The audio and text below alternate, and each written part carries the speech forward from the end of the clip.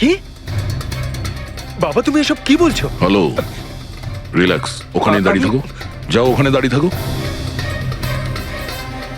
আচ্ছা এটা বলুন, আপনার ছেলেই কি খুনি?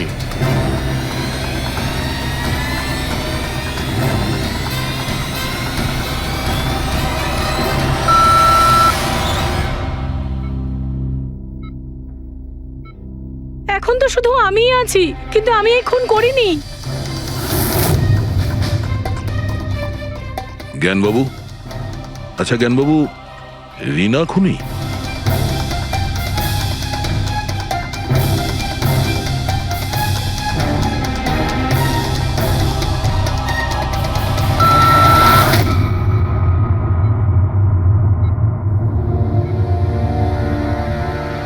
আপনি আমাদের বললেন যে আপনার পরিবারেরই কেউ খুনি।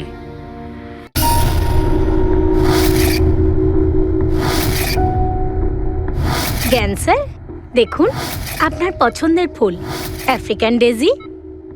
আপনার এই রঙের ফুল খুব ভালো লাগে, তাই না? এই বৃষ্টিটা খুব অদ্ভুত জিনিস। আগের বছর একদম হলো না, আর এবছর এত হলো যে কয়েক জায়গায় বন্যা চলে এলো।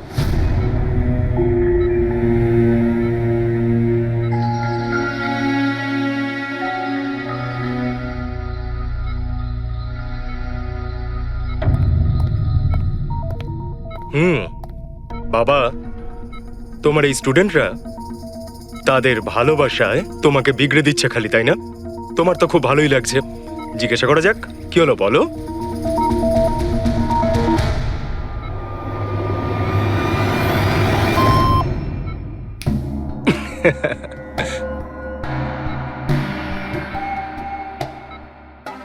আরে এগুলো তো ময়লা কাপড়, তাই না? দিন, এটা আমাকে দিন। ভাই আমি আসছি।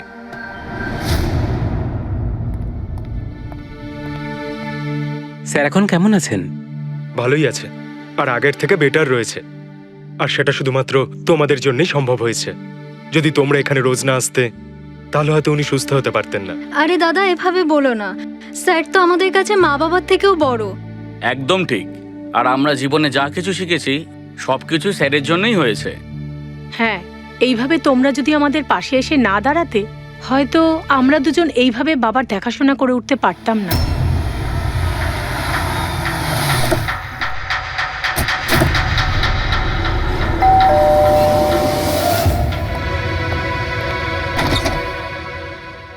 সন্দীপ আঙ্কেল, নমস্কার আঙ্কেল। নমস্কার। ভালো আছো? তোমার বাবা কেমন? ভালো আছেন, খুব ভালো আছেন। বাহ, বেশ কথা। দেখো, ওর জন্য এটা এনেছিলাম।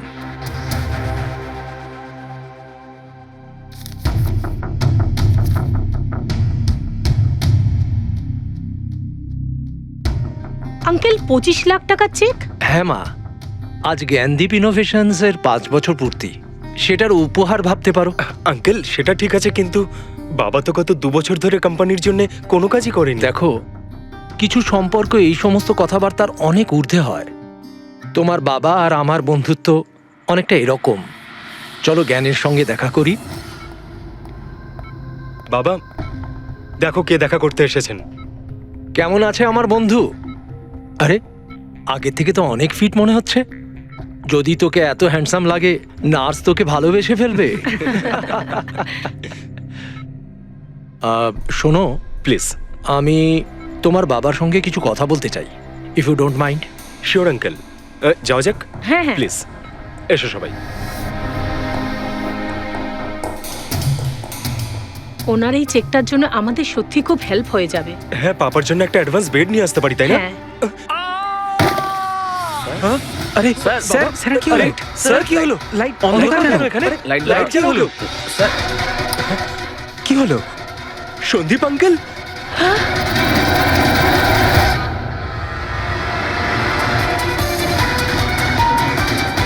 I think he is dead.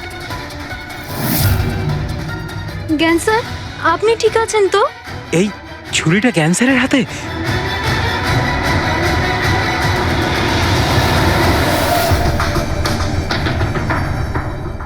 আচ্ছা, তুমি এটা বলছো যে তোমার বাবা জ্ঞানবাবুর হাতে ছুরি ছিল, কিন্তু উনি সন্দীপ বাবুর খুন করেননি। স্যার উনি কিভাবে খুন করতে পারেন? 2 বছর ধরে তো উনি প্যারালাইজড। ওনার CLIS হয়েছে। Complete locking syndrome. হ্যাঁ স্যার, এই পরিস্থিতিতে শরীরের কোনো অংশই কাজ করে না, এমনকি চোখের পাতা পর্যন্ত পড়ে না। ওনার প্যারালাইসিস হলো কি করে? স্যার 2 বছর আগে বাবার একটা অ্যাক্সিডেন্ট হয়েছিল। অদ্ভুত ব্যাপার, 2 বছর আগে ওনার অ্যাক্সিডেন্ট হয়েছিল, তখন থেকে উনি বিছানায়। তাহলে ওনার হাতে ছুরি এলো কি করে? স্যার এটা অসম্ভব। খুন জ্ঞান স্যার নয়, অন্য কেউ করেছেন। আরে কিন্তু ছুরি তো ওনার হাতেই ছিল। হয়তো খুনি এই কাজটা করেছে। তার মানে হলো এই রুমে জ্ঞানবাবু আর সন্দীপবাবু ছাড়া আরো কেউ ছিল? না স্যার, আমরা সবাই তো নিচেই ছিলাম। হ্যাঁ স্যার, আর ঘরে তো আর কেউ ছিল না স্যার। তার মানে তুমি এটা বলতে চাইছো যে এই খুন জ্ঞানবাবু করেছেন? না স্যার, আমি সেটা বলতে চাইনি। তুমি কি বলতে চাইছো? সন্দীপ তাহলে নিজেকেই ছুরি মেরেছে, আর মারা যাওয়ার আগে ছুরিটা ওনার হাতে ধরিয়ে দিয়ে যায়? হ্যাঁ, আবার এমন নয় তো যে জ্ঞানবাবুর কোনো শরীর খারাপই নয়, শুধু অ্যাক্টিং করছেন। স্যার আপনি এসব কি বলছেন? যেটা আপনি শুনলেন, যদি আপনার কোনো আপত্তি না থাকে আমরা আপনার বাবাকে আরেকবার চেক করতে চাই। করুন আপনি। আমরা কি মিথ্যা বলছি নাকি? দেখে নিচ্ছি।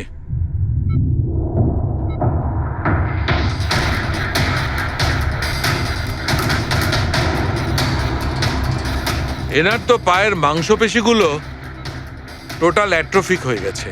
তার মানে মানে এক কথায় বলতে পারো যে পায়ের মাংসপেশিগুলো একদম ওই শিথিল হয়ে গেছে। উনি যদি চানও তাহলে 1 ইঞ্চিও এই খাট থেকে নড়তে পারবেন না। স্যার এবার তো আপনাদের বিশ্বাস হয়েছে তাই না, যে আমার বাবা নাটক করছে না? এটা তো একদম শিওর যে ওই সময় তৃতীয় কেউ ছিল এখানে। আচ্ছা, এই উনি আবার জানালা দিয়ে আসেনি তো? পঙ্কজ, ফ্রেডি, তোমরা জানালার আশপাশটা ভালো করে চেক করে দেখো তো কোনো প্রমাণ পাওয়া যায় কিনা। স্যার অদ্ভুত ব্যাপার, প্রথমবার এইরকম হলো যে খুনির সাক্ষী এখানে রয়েছে কিন্তু সাক্ষ্য দিতে পারবেন না। সেটা পাওয়া যেতে পারে স্যার, সাক্ষ্য কি করে পাবো? এই মেশিনের সাহায্যে, যার নাম হলো BCI, brain computer interface.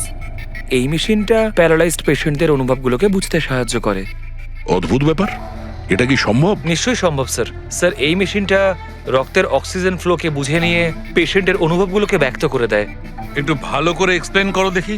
Sir আমি বলছি, এই মেশিনটা মাথার ভিতরে রক্ত প্রবাহকে ডিটেক্ট করে, তারপর এটা ক্যালকুলেশন করে যে আলাদা আলাদা পরিস্থিতিতে আলাদা আলাদা প্রশ্ন করলে তার উত্তরে মস্তিষ্কের ভিতরে রক্ত প্রবাহ কেমন হচ্ছে। ও, আর এই রক্তের মাত্রা এইটা বলতে পারবে যে ওই সময় এই মানুষটা কি ভাবছিল, এর মনের মধ্যে কি চলছিল। Exactly. Good, very good. Freddy sir, এখান থেকে উপরে যাওয়ার কোনো রাস্তা নেই। সে আমি জানি। এই পাইপটা দেখ, খুনি এই পাইপটা বেয়েই উপরে উঠেছিল, খুন করে এই পাইপটা ধরেই বেয়ে নিচে নেমে গেছিল। আর ওই ভাঙা টপটা দেখতে পাচ্ছিস, ওইটার উপরই পড়ে দৌড়ে পালিয়েছিল। চলুন স্যার নিচে গিয়ে দেখি। চল। আমার বাবা অ্যাক্সিডেন্টের আগে এই টেকনিকটাকে আরো এগিয়ে নিয়ে যেতে চেয়েছিলেন। বাবা সবসময় এটা বিশ্বাস করতেন যে বিজ্ঞানের কাছে সব প্রশ্নের উত্তর রয়েছে, প্রয়োজন শুধু চোখ খুলে সমাধানটা খুঁজে বের করা। আপনার বাবা একদম ঠিক কথা বলতেন। হ্যাঁ স্যার, জ্ঞান স্যার চেয়েছিলেন যে বিজ্ঞানের জন্য তারা চোখে দেখতে পাক যারা দৃষ্টিহীন, যারা শুনতে পায় না তারা যেন শুনতে পায়। মানুষের উপকার করতে চেয়েছিলেন জ্ঞান স্যার। আর নিয়তির খেলা দেখুন, আজ ওনারই আবিষ্কার ওনাকে সাহায্য করছে, যেটা একদিন ওনার অনেক বড় স্বপ্ন ছিল। ঠিকই বলছেন স্যার, টপটা তো ভাঙা। আর এই দেখ, পায়ের এই ছাপগুলো দেখ, খুনি এই পথেই পালিয়েছিল। স্যার এখানে দেখুন, রক্ত স্যার। তার মানে পঙ্কজ, ঘরের ভেতর আরো কেউ ছিল যে সন্দীপ বাবুকে খুন করেছে। রক্তের এই স্যাম্পলটা নিয়ে ফরেন্সিক ল্যাবে যাওয়া যাক। আচ্ছা, এই জ্ঞানবাবু BCI এর সাহায্যে কি কথা বলতেন? যেরকম ওনার যখন খিদে পেত উনি সেটা বলতেন, যদি ওনার বেড প্যানের প্রয়োজন হতো সেটাও বলতেন, এমনকি বাবা ওটা দিয়ে দাবাও খেলতেন স্যার। কি দাবা খেলতেন? গ্রেট। হ্যাঁ স্যার, যেমন যেমন প্যাটার্ন এনার মনের মধ্যে তৈরি হতো সেই অনুযায়ী অক্ষরের পেছনে লাইটগুলো জ্বলে উঠতো, আর আমরা অক্ষরগুলোকে মিলিয়ে বুঝে যেতাম যে ইনি কি বলতে চাইছেন। তাহলে তো উনি বলতে পারবেন যে খুনি কে। হ্যাঁ স্যার নিশ্চয়ই। স্যার বাবাকে একবার জিজ্ঞেস করা উচিত। অবশ্যই করব, আগে তো আমরা ভালো করে তদন্ত করে নিই।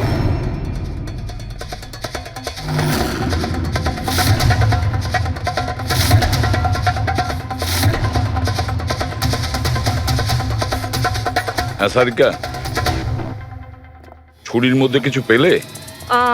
শুধু মিস্টার জ্ঞানের আঙুলে ছাপ পাওয়া গেছে, আর কারোরই নয়। তাহলে হতে পারে খুনি গ্লাভস পরেছিল স্যার খুন করার সময়। তার মানে খুনি জানলা দিয়ে ঘরের ভেতরে আসে, ও সন্দীপকে মারে, আর সেই ছুরিটা জ্ঞানের হাতে ধরিয়ে দেয়, আর তারপর লোকেরা এই রুমে আসার আগেই ও জানলা দিয়ে পালিয়ে যায়। স্যার, এটাও তো হতে পারে যে খুনি কোনো বাড়ির লোক।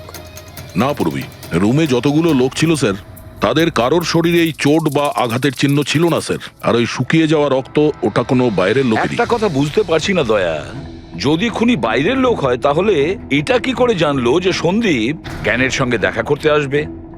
10 মিনিট আগে সন্দীপ পৌঁছে যায় আর তারপর ওর খুন হয়ে যায়। স্যার এমন মনে হচ্ছে যে হতে পারে এই খুনি সন্দীপ বাবুকে ফলো করছিল, আর যখন সন্দীপ বাবু তার পুরো দিনের শিডিউল বানাচ্ছিল, হতে পারে কোনোভাবেও জেনে গেছিল যে বিকেল বেলায় সন্দীপ বাবু জ্ঞান বাবুর সঙ্গে দেখা করতে যাচ্ছেন। সে ঠিক আছে, কিন্তু এরা দুজনেই সন্দীপ আর জ্ঞানবাবু কথা বলবে সেটা কি করে জানলো? স্যার এটাও হতে পারে যে খুনি জানতো না, আর যেহেতু ও ওকে ফলো করছিল, যেই সুযোগ পেয়েছে রুমে ঢুকে ওকে মেরে দিয়েছে। দয়া, নিশ্চয়ই ওর সঙ্গে কোনো শত্রুতা ছিল এই সন্দীপের ওপর, সেই জন্যই তো খুনি পিছু না ছাড়েনি। আর বস, যার সঙ্গে এই সন্দীপ বাবুর শত্রুতা ছিল তার এ প্লাস্টিক অ্যানিমিয়া ছিল। ও আচ্ছা, এই জিনিসটা আসলে কি স্যার? পঙ্কজ, এটা একটা খুব রেয়ার ডিজিজ। এই অসুখটা খুব কম লোকের হয়। এতে মানুষের বোন ম্যারো আর বোন ম্যারো স্টেম সেলস ধীরে ধীরে নষ্ট হতে থাকে। রক্তের লোহিত রক্তকণিকা, শ্বেত রক্তকণিকা আর প্লেটলেটস সব ধীরে ধীরে নষ্ট হতে থাকে। যদি এই রোগটা রেয়ার হয় তাহলে খোঁজ নেওয়া খুব একটা কঠিন হবে না যে শহরে কতজন লোক আছে যাদের এই ধরনের রোগ আছে। এই প্লাস্টিক অ্যানিমিয়া।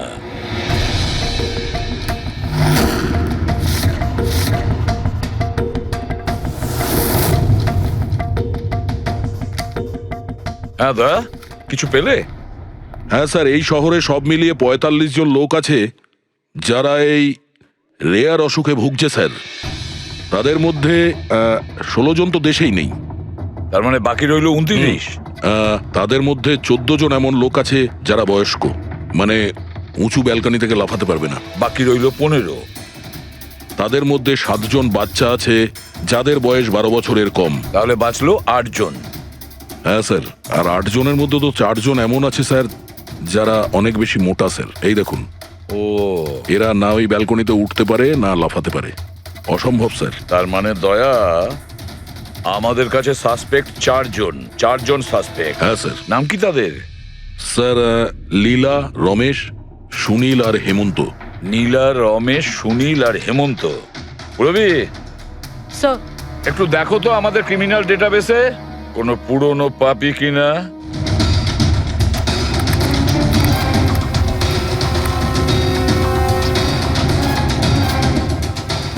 পেয়ে গেছি, রমেশ। চুরি, ছিনতাই, তাছাড়া লোকেদের মেরেওছে। থাকে কোথায় সে? সরোজনগর চল। নিয়ে এসে একে।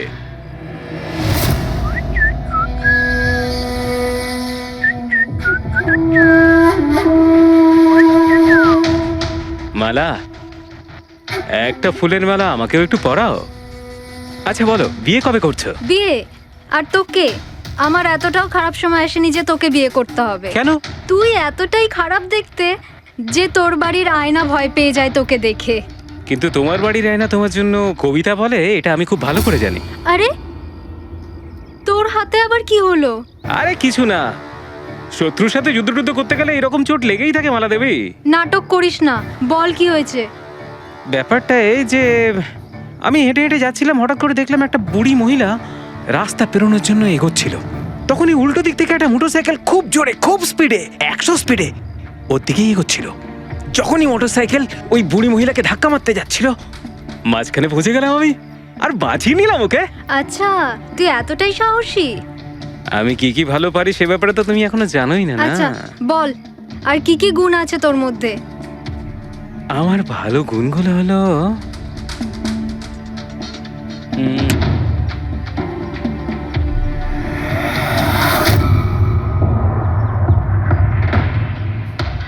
কি হলো? তোর মুখটা ভয়ে এভাবে ফ্যাকাশে হয়ে গেল? মালা মালা আমাকে একটু একটু একটু লুকোতে দে। আরে মালা কি লুকোতে দে। করছিস? লুকোচ্ছিস কেন? আরে মালা আরে কেন লুকোচ্ছিস তুই? এটা কি করে দিলি তুই? আমার সব ফুল নষ্ট করে দিলি। স্যার এ তো সেই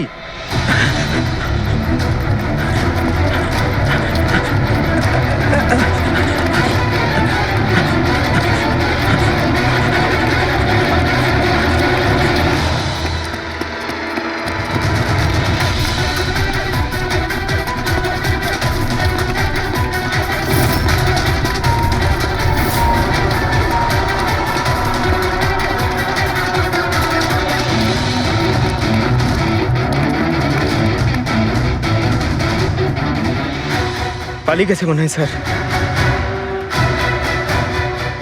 যাবেটা কোথায়?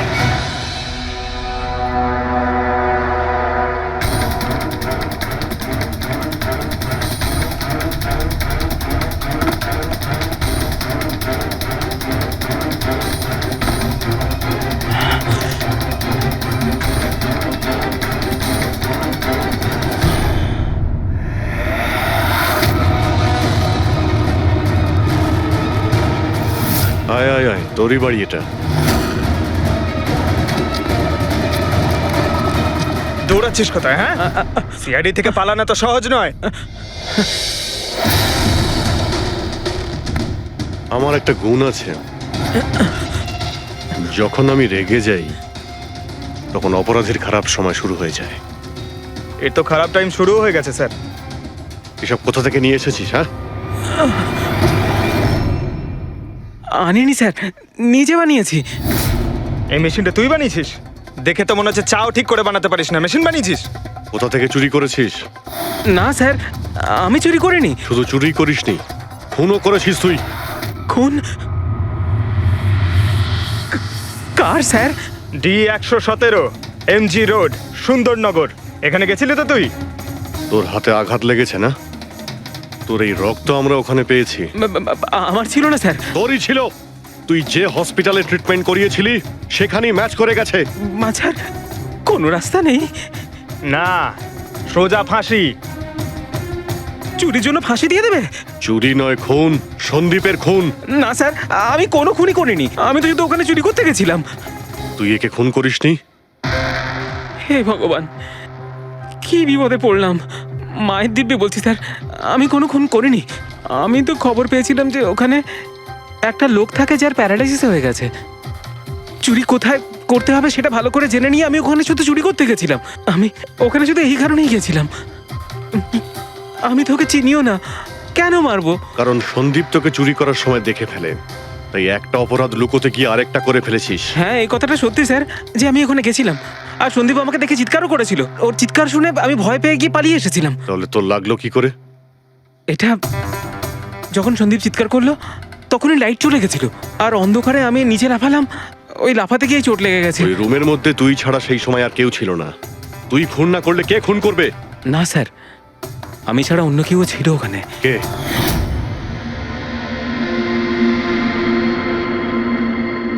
কে? কে তুমি?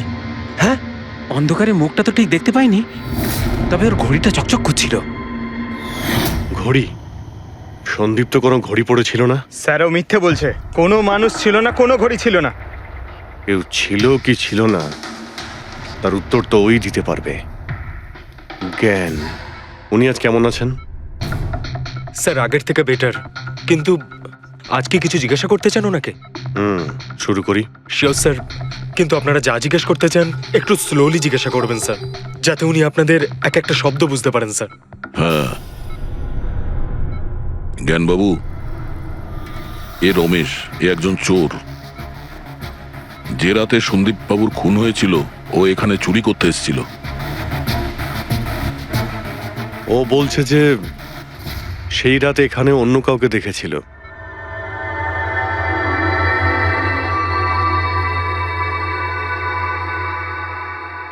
রমেশ, ওই রাত্রে তুমি যেখানে দাঁড়িয়েছিলে সেখানে গিয়ে দাঁড়িয়ে যাও। হ্যাঁ স্যার। স্যার, আমি এই দিক দিয়ে ঢুকেছিলাম আর এখানে এলাম, আর তারপর আমি এদিকে দেখলাম, আর যখনই আমি এখানে পৌঁছালাম দেখলাম সন্দীপ ওখানে দাঁড়িয়ে আছে। আমি ভয় পেয়ে পেছন দিকে ঘুরলাম, আর তখনই কারেন্ট চলে গেল। এখানে দাঁড়িয়েছিলে মানে উনি নিশ্চয়ই তোমাকে দেখেছেন। আচ্ছা, ও কি এখানে ছিল?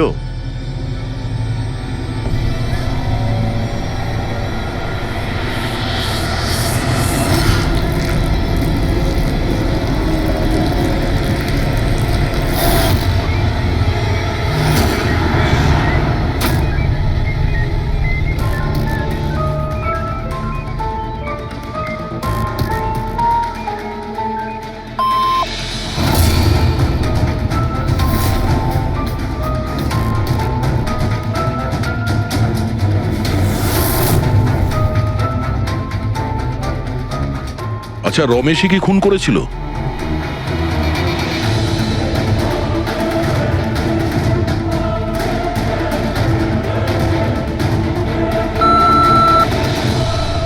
নো নো স্যার, নো মানে না স্যার, আমি বলেছিলাম না আমি মারিনি স্যার। হ্যাঁ ঠিক আছে, তুমি এদিকে দাঁড়াও। আচ্ছা, আচ্ছা, আপনি এটা বলুন, আপনি কি খুনিকে দেখেছেন? আপনি চেনেন খুনিকে?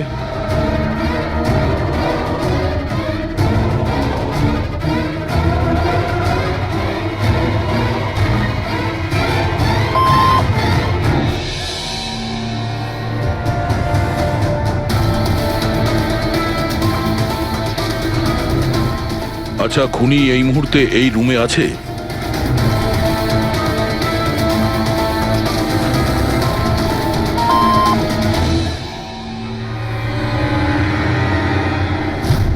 তার মানে খুনি আমাদের মধ্যেই কেউ একজন। আপনার কোনো স্টুডেন্ট?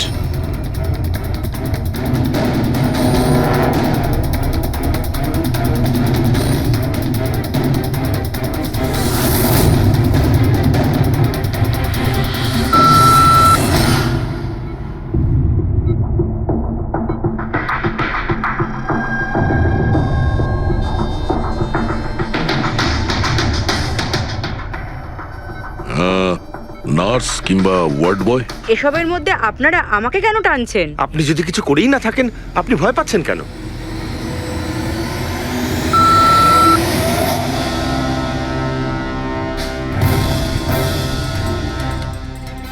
জ্ঞানবাবু, তাহলে শুধুমাত্র তো আপনার ফ্যামিলির লোকেরা আছে।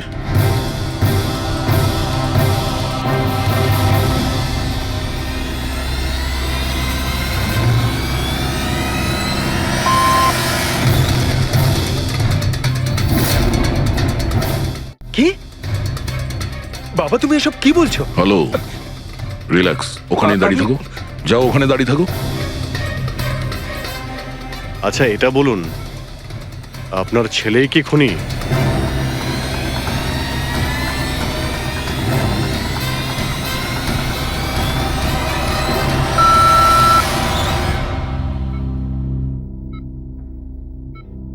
এখন তো শুধু আমিই আছি, কিন্তু আমি এই খুন করিনি।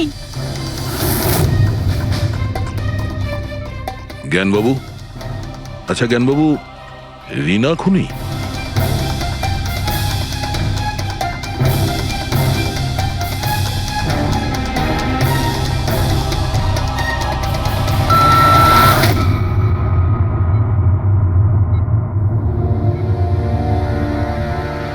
আপনি আমাদের বললেন যে আপনার পরিবারেরই কেউ খুনি, তাহলে সে কে?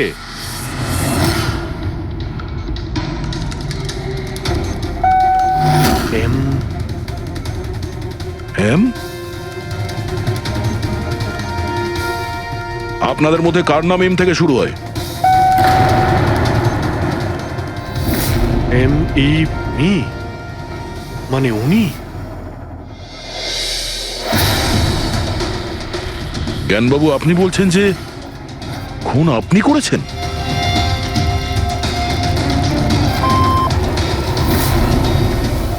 বুঝতে পারছি না ইনি কেন আমাদের সঙ্গে এরকম খেলা খেলছেন। কালকের কাগজে হয়তো আসবে যে সিআইডি নাকি খুনের অপরাধে এমন লোককে অ্যারেস্ট করেছে যে নাকি প্যারালাইসিস হয়ে পড়ে আছে 2 বছর ধরে। খুনি নিশ্চয়ই জ্ঞানবাবুর আশেপাশের কেউ। উনি ওকে বাঁচানোর চেষ্টা করছেন, জানি না কেন। সমস্ত অভিযোগ উনি নিজের মাথায় নিচ্ছেন। যদি সে আপন কেউ হয় তাহলে সেই ছুরি ওনার হাতে কেন দিতে যাবে? অন্য কারোর হাতে দিত, যাকে সহজেই বিশ্বাস করা যেত। আর কারোর ওপর যদি দোষ চাপানোরই হয় তাহলে জ্ঞানবাবু ওকে বাঁচাচ্ছেন কেন, যখন এই সন্দীপবাবু ওনার খুব ভালো বন্ধু, ভাইয়ের থেকেও বড়। এটাই তো সব থেকে বড় বন্ধু, ভাইয়ের থেকেও বড় বন্ধু। কিছু তো একটা গোলমাল আছে। এ কি সত্যিই বন্ধু নাকি শত্রু? জ্ঞানবাবুর ছেলে বলছিল সন্দীপবাবু ওনাকে 2 বছর ধরে টাকা পাঠাচ্ছিল, ওনার অসুখের সময় ওনার পাশে ছিল। তার উপরে স্যার ঘটনার দিন সন্দীপ 25 লাখের চেক নিয়ে এসেছিল। ওনার ফ্যামিলি মেম্বার তো এটাই ভাববে যেটা দেখানো হয়েছে। আর সব সময় পর্দার পিছনের খেলাটা অন্য কিছু হয়ে থাকে, অন্য রকম হয়ে থাকে। কিন্তু স্যার পর্দার আড়ালের সত্যিটা তো শুধুমাত্র জ্ঞানবাবুই জানেন, আর উনি তো সত্যি কথা বলছেনই না। জ্ঞানবাবু সত্যি কথা বলছেন না তো কি হয়েছে বস? ওর মস্তিষ্ক তো সত্যি কথা বলবে। আমার জ্ঞানবাবুর মস্তিষ্ক চাই। জ্ঞানবাবুর মস্তিষ্কটা এনে দাও, তারপর দেখবে তুড়ি মেরে খুনির কাছে পৌঁছে যাবো। ডক্টর সালুকে, এটা কি ধরনের ডিমান্ড করলেন আপনি? কারোর মস্তিষ্ক কি করে নিয়ে আসা সম্ভব? কেন হবে না ফেডরিক? এই কেসে ওনার মস্তিষ্ক তো ওকে এনে দিতেই পারি আমরা। কেন না, গত 2 বছরে ওনার মস্তিষ্কে যা কিছু ঘটেছে সব বিসিআই মেশিনে রেকর্ড হয়েছে। এক্স্যাক্টলি বস। আর এই মেশিনে আমাদের বলবে যে জ্ঞানবাবুর সঙ্গে ওর কি আর কেমন সম্পর্ক ছিল। হ্যাঁ ফেডরিক, সব ডেটাগুলো নিয়ে এসো বিসিআই মেশিনের। আর দয়া স্যার, রমেশকে ওনাদের বাড়িতে নিয়ে যাও, আর ওখানে যে কয়জন লোক ছিল সবার ঘড়ি চেক করাও। স্যার এখনো আমাদেরকেই সন্দেহ করছেন? হ্যাঁ, আর ততক্ষণ সন্দেহ করব যতক্ষণ আসল খুনিকে পাওয়া যায়। কিন্তু জ্ঞান স্যার তো বলেই দিয়েছেন আমরা সবাই নির্দোষ, তাও আপনারা। হতে পারে উনি মিথ্যে কথা বলছেন তোমাদের মধ্যে কাউকে বাঁচানোর জন্য। তাহলে আপনারা আসল খুনিকে কিভাবে খুঁজবেন? সিআইডি এই দায়িত্ব আমাকে দিয়েছে, কেননা সেই রাতে আমি খুনির ঘড়িটা দেখতে পেয়েছিলাম। কিন্তু সেদিন তো ঘরে অন্ধকার ছিল, তুই ঘড়ি কি করে দেখলি? ম্যাডাম, এই পৃথিবীর বেস্ট চোর আমি। যে জিনিসের দিকে নজর দিই মাথায় পুরো কুষ্টি চেপে যায়। তাহলে দুনিয়ার বেস্ট চোরবাবু কাজে লেগে যান।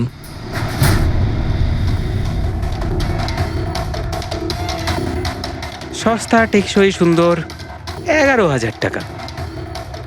না, এ নয়।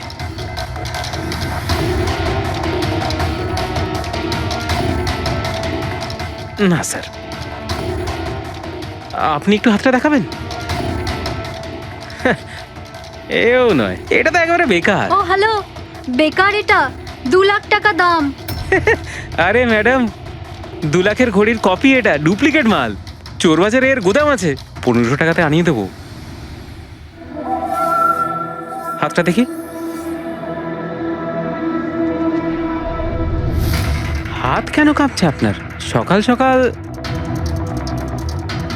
না স্যার, এও নয়। স্যার অ্যাকচুয়ালি আমার নিউরোলজিক্যাল প্রবলেম রয়েছে। ছোটবেলা থেকেই আমার হাত কাঁপে, আমি কোনো কিছু ভালোভাবে ধরতে পারি না। পঙ্কজ, একটু ওই পেনটা দাও ওকে।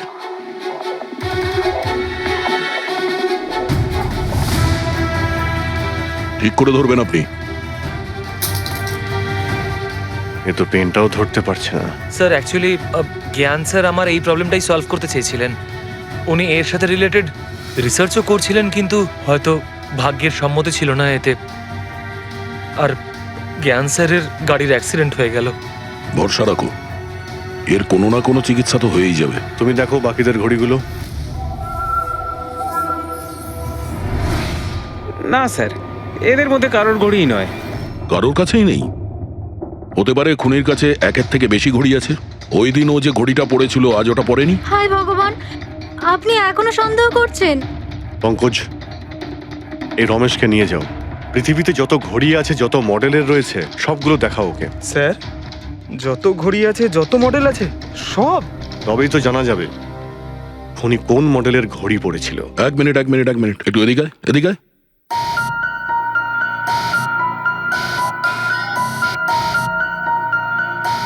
এই নাও, নিজের মানিব্যাগ সাবধানে রাখবেন যখন এই লোকটার সাথে আছে। হ্যাঁ, বলেছিলাম না পৃথিবীর বেস্ট চোর আমি।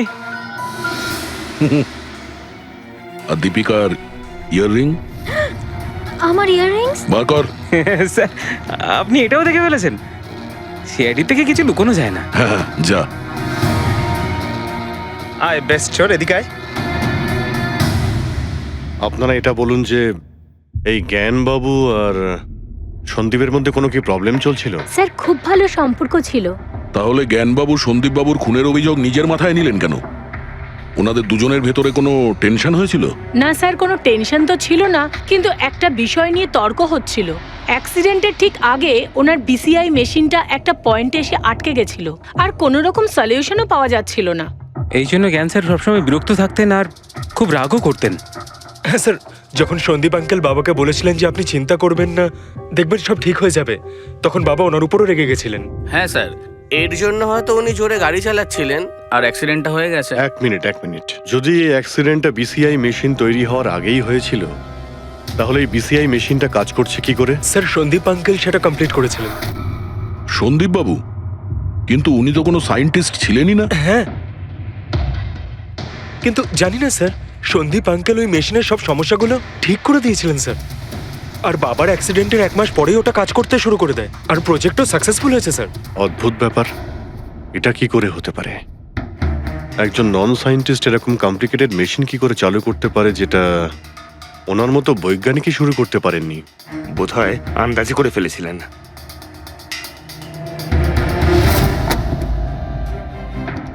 মাই গড, গত 2 বছরে এত ডেটা বেরিয়েছে ওনার একার? হ্যাঁ বস, আর এই পেপারগুলোর প্রত্যেকটা জায়গা খুঁটিয়ে খুঁটিয়ে ভালো করে দেখতে হবে যে সত্যিটা কি ছিল, যেটা জ্ঞানবাবু আমাদের থেকে লুকোতে চাইছেন। এক একটা শব্দ, এক একটা অক্ষর জুড়ে তার প্যাটার্ন বানিয়ে দেখতে হবে। চলে এসো, সবাই মিলে কাজ করি। সবাই চলে এসো। রেডি?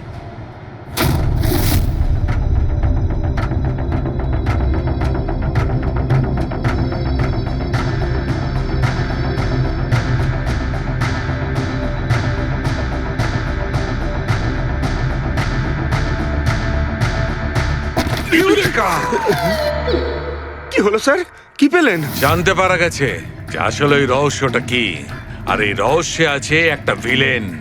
জানতে পেরেছি যে জ্ঞানবাবু কিভাবে একটা একটা অক্ষর জুড়ে এই ঘটনাটাকে ব্যাখ্যা করেছেন। অক্ষর, অক্ষর থেকে তৈরি শব্দ, আর শব্দ থেকে তৈরি বাক্য, সেন্টেন্স। না জানি কত সময় লেগেছিল ওনার পুরো ঘটনাটা, পুরো সত্যিটা এভাবে বলার জন্য। হ্যাঁ বস, কম করে 6 মাস। আর সেটা তখন শুরু হয়েছিল অ্যাক্সিডেন্টের ঠিক আগে। আজকের পর থেকে এই কোম্পানিতে তুমি সাইলেন্ট পার্টনার, আর তোমার লাভ শুধুমাত্র 5% হবে, আর তার থেকে বেশি তুমি 1 টাকাও পাবে না। ও ওকে ওকে ওকে ওকে, আমার মনে হচ্ছে তোমার এই প্রজেক্টটা কমপ্লিট হয়ে গেছে আর তুমি সফল হয়ে গেছো। হ্যাঁ হ্যাঁ, আমি সফল হয়ে গেছি, কিন্তু আমি এই মেশিনটা গরিবদের জন্য বানিয়েছি, মানবতার জন্য বানিয়েছি, তোমার মতো লোভী মানুষদের জন্য বানাইনি। আজকের পর থেকে আমরা একসাথে কাজ করব না। আমি যাচ্ছি, কফির জন্যে বৌদিকে ধন্যবাদ জানিয়ে যাচ্ছি।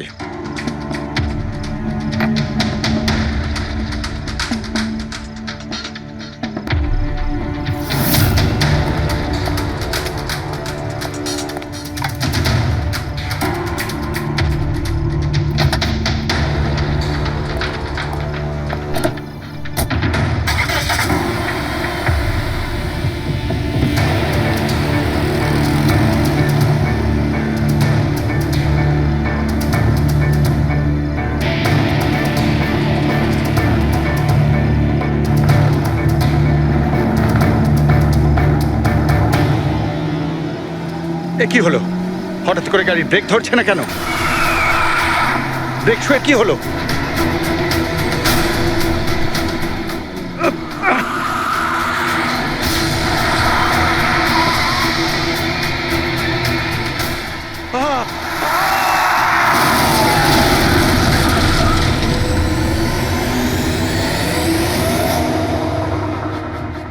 এবার বুঝতে পেরেছো আমাকে ঘাঁটানোর পরিণাম?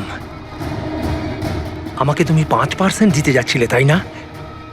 এবার দেখো, আমি তোমাকে 5% দেব সারা জীবনের জন্য। তার মানে সন্দীপ যে বন্ধুত্বের নাটকটা করছিল আসলে মুখোশ পড়া শয়তান ছিল। আর স্যার, যদি পুরো ডেটা এই কাগজে লেখা থাকে, তার মানে হলো জ্ঞানবাবু এই কথাটা নিজের মনে রাখেননি, কাউকে না কাউকে সন্দীপবাবুর আসল উদ্দেশ্যটা বলেছেন।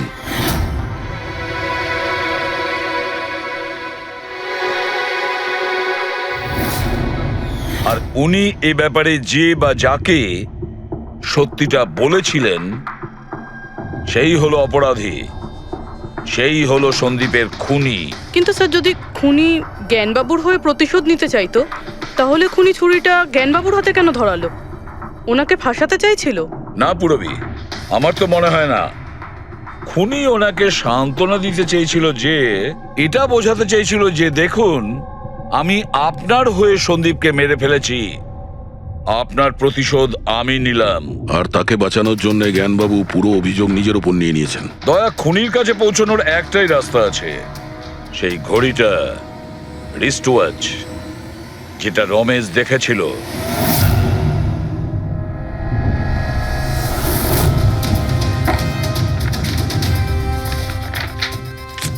আরে ভাই, তাড়াতাড়ি কর, এত সময় নেই আমাদের কাছে।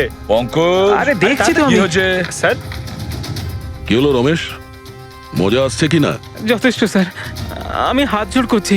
আমি আর ঘড়ি দেখতে পারবো না। 10,000-এর উপর ঘড়ি আমাকে দেখানো হয়েছে। আমার মাথা ঘুরছে স্যার। যতক্ষণ না ঘড়ির মডেল খুঁজে পাচ্ছিস ততক্ষণ বাড়ি যেতে দেবো না তোকে। স্যার, স্যার, এই, কি স্যার, আমাকে করছিস? ক্ষমা করে দিন স্যার। আমি বলছি বাপের জন্য আর চুরি করবো না। আমাকে বাড়ি যেতে দিন স্যার। ওট ওট ওট ওট। ওঠ। জানা তো দরকার, ওই রাতে তুই ওখানে কোন ঘড়িটা দেখেছিলি? হ্যাঁ, এখন আর কটা ঘড়ি দেখবো স্যার? এতগুলো ব্র্যান্ডের এতগুলো মডেল দেখলাম স্যার, ওগুলোর মধ্যে কোনোটাই নয় ওটা। তো কোনো মডার্ন ঘড়ি ছিল নাকি? হ্যাঁ ম্যাডাম, একদম মডার্ন ঘড়ি ছিল। ঘড়ি তো ছিল, কিন্তু ঠিক ঘড়ির মতো দেখতে ছিল না। কি বললি? মডার্ন ঘড়ি ছিল অথচ ঘড়ি নয়? হ্যাঁ। ঘড়ি দেখেছিস তো? ড্রয়িং করাতে পারবি? ঠিক আছে পুরবী, একে দিয়ে স্কেচ বানাও। স্যার, হ্যাঁ, স্যার এইটা।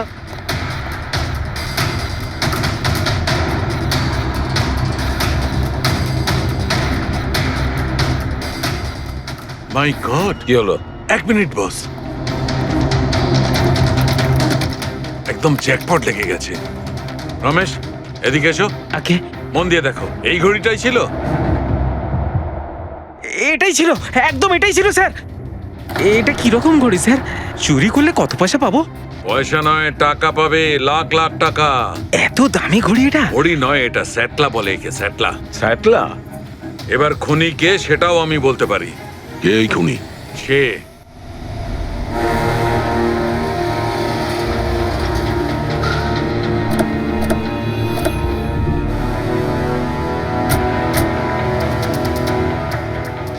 আপনি একটু আপনার হাজবেন্ডকে ডাকুন। কিন্তু আপনারা কারা? আপনি ডাকুন না ওনাকে, উনি চেনেন আমাদের। সোনু, সোনু একটু বাইরে এসো, কারা দেখা করতে এসেছে?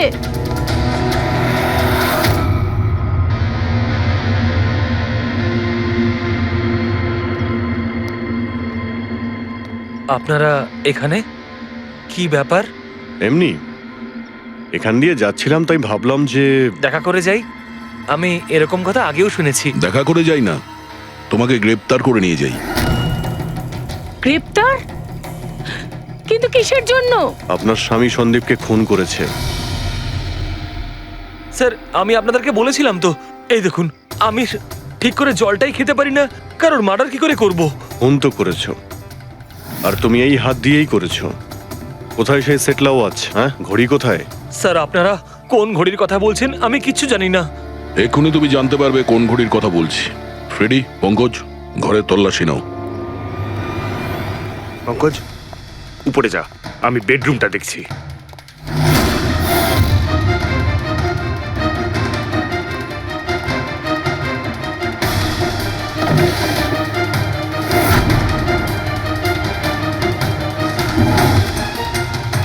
কিচ্ছু নেই।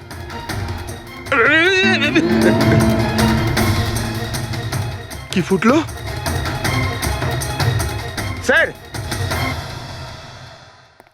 স্যার, বালিশটার মধ্যে কিছু একটা আছে। বালিশের ভেতরে?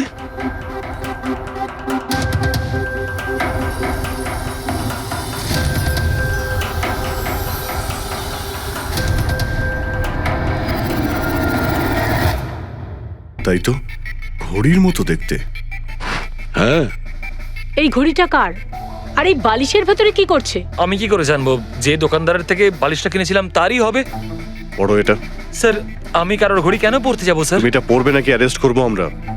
অভিজিৎ, একটা কাজ করি, আগে আগে ঘড়ি পরাই, হাত করা তো নিজের থেকেই লেগে যাবে। হ্যাঁ, নাও ওই ঘড়িটা খোলো।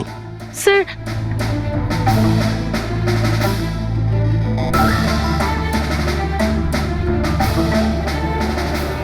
আরে বাহ, দেখো এর হাত কাঁপা বন্ধ হয়ে গেছে। হ্যাঁ স্যার, তো চমৎকার হয়ে গেল, এর হাত কাঁপা থেমে গেল। এটা কোনো চমৎকার নয়, এটা সায়েন্স। এবার দেখো এই ঘড়িটা পরার পরে সোনু কত সহজে খুন করতে পারে।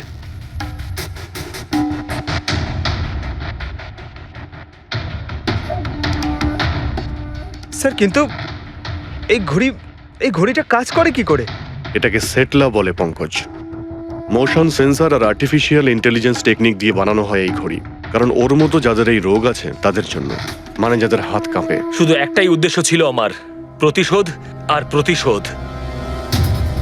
জ্ঞান স্যার আমাকে বিসিআই এর সাহায্যে সবকিছু বলে দিয়েছিলেন। আপনাকে কথা দিচ্ছি স্যার, আপনার শত্রুদের শাস্তি দিলেই আমি একটু শান্তি পাবো। এটা আমার তরফ থেকে ছোট্ট গুরুদক্ষিণা মনে করতে পারেন। সেদিন কোম্পানির অ্যানিভার্সারি ছিল আর আমি জানতাম যে সন্দীপ ওখানে নিশ্চয়ই আসবে। প্রত্যেকবারের মতন জ্ঞান স্যারের সাথে ও ওটাই করবে। জ্ঞান স্যারের সাথে কথা বলার আগে ও সবাইকে বাইরে বের করে দিত, যাতে ও স্যারকে অপমান করতে পারে। কিন্তু এইবারে ও এটা জানতো না যে মৃত্যু ওর জন্য অপেক্ষা করছে। আজ আমাদের কোম্পানির 5 বছর পূর্তি। যখন বাড়ির প্রত্যেকে রুমের বাইরে এক এক করে চলে গেল, তখন ওদের খেয়াল ছিল না যে আমি ওদের সাথে নেই। দেখো আমি কেমন বন্ধু। A promise is a promise my friend, and you know as I কে কে তুমি? হ্যাঁ, আর তারপরে আমি কারেন্ট অফ করে দিই আর জ্ঞান স্যারের সামনে আমি ওকে মেরে ফেলি। আর তারপরে আমি ফিঙ্গারপ্রিন্ট মুছে ফেলে জ্ঞান স্যারের হাতে ছুরিটা ধরিয়ে দিই। আর বাকিরা সবকিছু জানার আগেই আমি সবার মধ্যে দাঁড়িয়ে পড়ি। তুমি প্ল্যানটা তো ভালোই করেছিলে, কিন্তু কপালটাই খারাপ। রমেশ ওখানে আসে চুরি করতে, আর ও তোমার এই ঘড়ি দেখে নিয়েছিল। এমনিতেও স্যার কিছুই লুকিয়ে রাখা যায় না। রমেশ না এলেও আজ নয় কাল আমাকে আপনারা ধরেই ফেলতেন। তুমি যখন সবকিছুই বোঝো তাহলে এরকম অপরাধ কেন করলে? জ্ঞান স্যারের ঋণ শোধ করতে। এটা শুধু ঘড়ি নয়, আমার মতো মানুষের কাছে এটা নতুন জীবন, যে জীবনটা জ্ঞান স্যার উপহার দিয়েছিলেন। উনি আমাকে বিশ্বাস করিয়েছিলেন যে বিজ্ঞানের ক্ষেত্রে আমি এগিয়ে যেতে পারি। যেভাবে উনি তোমার সমস্যার সমাধান করেছিলেন, তুমিও সেরকম সমাজের ভালোর জন্য কোনো কাজ করতেই পারতে। কিন্তু তুমি আলোর দিকে যাওয়ার পরিবর্তে অন্ধকারের দিকে চলে গেলে। আর এমন অন্ধকূপে পৌঁছলে যেখানে আসার কোনো আলোই নেই। যদি কিছু থাকে সেটা হলো শুধু ফাঁসির দড়ি।